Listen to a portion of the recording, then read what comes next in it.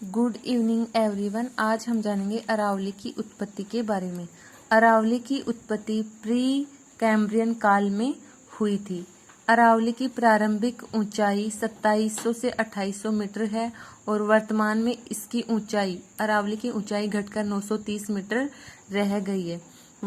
इसका प्रारंभिक स्वरूप वलयाकार था। अरावली का जो स्वरूप है वो प्रारंभिक वलयाकार था।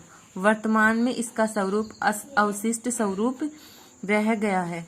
इसकी ऊंचाई घटने की वजह से इसका वर्तमान स्वरूप अवशिष्ट स्वरूप रह गया है। अरावली पर्वतमाला गोंडवाना लैंड का हिस्सा है। पर्वत निर्माण की दृष्टि से अरावली शांत क्षेत्र है। यह क्षेत्र भूकंप की दृष्टि से सुरक्षित है।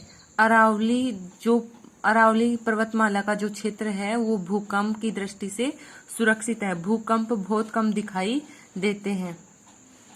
अरावली को खनिजों का अजायब घर कहा जाता है। अरावली जो पर्वतमाला है इसको खनिजों का अजायब घर कहा जाता है। इसके अंदर 56 प्रकार के खनिज पाए जाते हैं।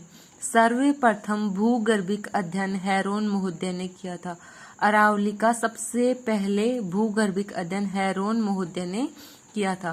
विश्व की सबसे प्राचीनतम पर्वतमाला अरावली विश्व की सबसे पुरानी पर्वतमाला है।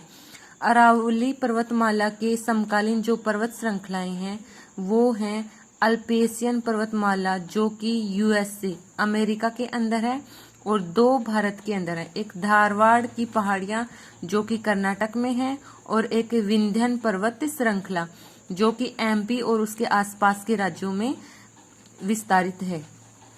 अरावली का उद्गम कहाँ से होता है? अरावली की उत्पत्ति कहाँ से होती है? अरावली की उत्पत्ति अरब सागर में होती है। अरावली की उत्पत्ति अरब सागर में होने के कारण अरब सागर को अरावली का पिता कहा जाता है। अरब सागर को अरावली का पिता कहा जाता है। अरब सागर के अंतर्गत अरावली पर्वतमाला भूगर्भिक अरावली है। सबसे पहले ये सतह पर जमीन पर दिखाई देती है खेड़ भरमा पालनपुर गुजरात के अंतर्गत। सबसे पहले सतह पर दिखाई देती है खेड़ भरमा पालनपुर गुजरात के अंतर्गत।